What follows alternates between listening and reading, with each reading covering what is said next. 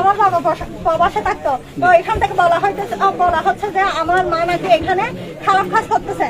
ঠিক আছে, তো আমার বাবা আমাকে কল দিছে, বলতেছে কি তোমার এগুলো করতেছে, এগুলো কি সত্য? আমি বলছি না, এগুলো আমার মা করতেছে না। আমি যা দেখতেছি আমার মা সাংসারিক, এগুলো করতেছে। তো আমার মা যেহেতু সাপোর্ট নিয়ে কথা বলছি, ভাবতেছে কি আমি আমার মায়ের পক্ষ নিয়ে কথা বলছি, তো এবার আমার নামও খারাপ কথা বলতেছে।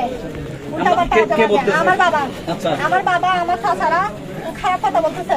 তো ওইখান থেকে ওরা সবাই আমার চাচারা মিলে দুবাই থেকে ডিভোর্স পাঠাইছে। ওটা আদতে আমার বাবা পাঠাইছে কিনা, সাইন আমার বাবা করছে কিনা, এটা আমরা নিশ্চিত না। যার কারণে আমরা এটা কি মেনে নেননি। আচ্ছা, তো এটা আমরা চেয়ারম্যানকে পাঠাইছি, ধাক্কা দিয়েন না। হ্যাঁ বলেন। আব্দুল হালিম চেয়ারম্যানকে পাঠাইছি। তো এটা পাঠানোর কারণে এটা স্থগিত ছিল। আচ্ছা, তো স্থগিত থাকার পরে আমার বাবা আসছে।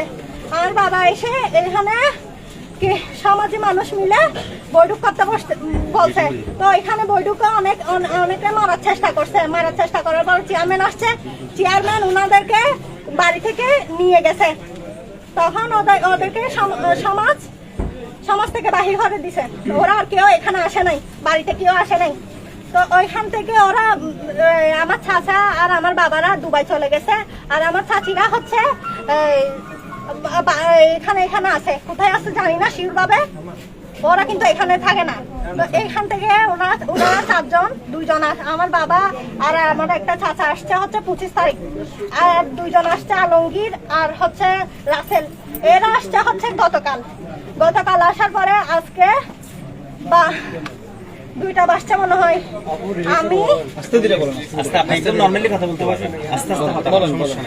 আমি আর আমার মা নামাজ পড়ে ভাত খেয়ে শুইছে, আর আমিও। তো ওই রকমের মধ্যে হঠাৎ চলে আসছে, বাসায় চলে এসে অকথ্য ভাষায় গালিগালাজ করতেছে আমাকে আর আমার মাকে। তো আমার মাকে যখন কিরিচ দিয়ে মারা হচ্ছে, তখন আমার মা আলনার পিছনে লুকাইছিল। তো তারা 3 জন 4 জন যখন মারধর করতেছে, ওইখানে আমি যখন আসার চেষ্টা করছি, আমার বাবা আর আমার একটা চাচা আমাকে পিঠে বাড়ি দিছে। বাড়ি দেওয়ার পরে আমি তাও পালাই আসছি এখানে আসার পরে সবাইকে ডাকাতে ওনারা যখন আসছে, এসে যখন ওনাদের কাছে গেছে, আমার বাবা আর চাচাদের কাছে গেছে, ওনারা এখানে সমাজী মানুষের উপরে হামলা করে। একজনের 5-6 জনের মতো হবে। হামলাটা প্রথমে কারা করে?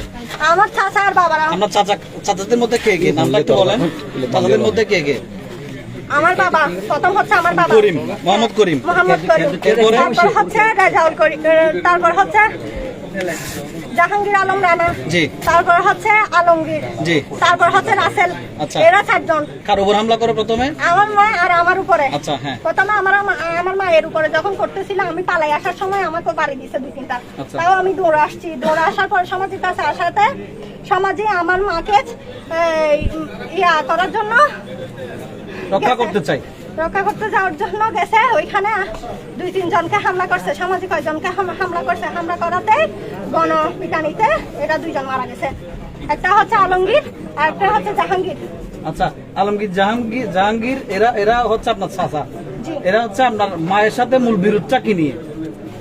মানে কি মানতেছে না, এরা কি মানতে চাচ্ছে না? ওরা আমার মাকে ডিভোর্স দিতে বলতেছে কামিন নামার টাকা ছাড়া এভাবেই চলে যেতে। আমার মায়ের কামিন নামার টাকা দিচ্ছে না, ওরা বলতেছে এমনিতেই চলে যেতে। সমাজে বলতেছে এইভাবে তো বউ দেওয়া হয় না। আচ্ছা, তো সমাজে বলতেছে আগে কামিন নামার টাকা দে। আচ্ছা, তারপর এরকম বলাতে সমাজের উপরে হামলা করার পরে ওরা চেয়ারম্যানকে কল করছিল। তখন এগুলো 2 বছর আগের কথা। তখন এরকমের মধ্যে ওরা চলে গেছে, বাড়ি থেকে চলে গেছে, ওদেরকে সমাজ থেকে বাহির করে দিছে। এরপরে ওরা এগুলা এসে করছে। মানে আজকে বিদেশ থেকে আসছে কখন ওরা? আমার বাবা জাহাঙ্গীর আলম রানা, উনি আসছে হচ্ছে 25 তারিখ, আর আলমগীর আর রাসেল আসছে হচ্ছে গতকাল। তো এগুলোতে সমাজের কোনো দোষ নেই, এগুলো সব দোষ আমার বাবা আর চাচাদের। সমাজে কোনো দোষ নেই। সমাজে আমার মাকে আর আমাকে রক্ষা করার জন্য বাঁচাতে গেছিল, ওইখানে সামাজিক ওরা তালাকটা দেওয়া হয় কখন? এগুলা হচ্ছে তিন বছর হচ্ছে। তালাক দিয়েছে। হ্যাঁ। আজকে সেই বিষয়ে কথা বলতে আসছিল। হ্যাঁ, এটা আসলে কি আমার বাবা দিছে কিনা তালাক, এটা নিশ্চিত আমরা না। নিশ্চিত না। তা আপনি আপনার বাবার সাথে কথা বলেন নাই? আমার বাবার সাথে আমাকে কথা বলতে দিচ্ছে না, তো আমাদের কাছ থেকে মোবাইল নিয়ে ফেলছে।